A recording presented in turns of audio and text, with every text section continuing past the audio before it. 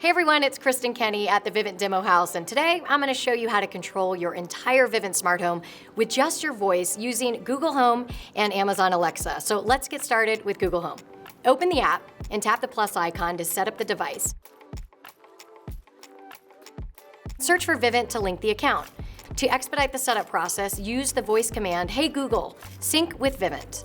This process also works with the Google Home Mini. It's as easy as that, and once you're done, you're ready to use voice command to control your Vivint smart home. "Hey Google, turn off the lamp." Now let's set up skills for Amazon Alexa. Open Amazon Alexa and tap Skills. Search for Vivint Smart Home and enable both to get the full experience. Enter your Vivint username and password and sign in to link your Vivint Smart Home account to your Amazon account. Your Amazon Alexa app is now connected to your Vivint Smart Home system. Thanks for watching, and don't forget to like, comment, and subscribe by clicking the bell notification so that you know when we upload new content. Bye for now.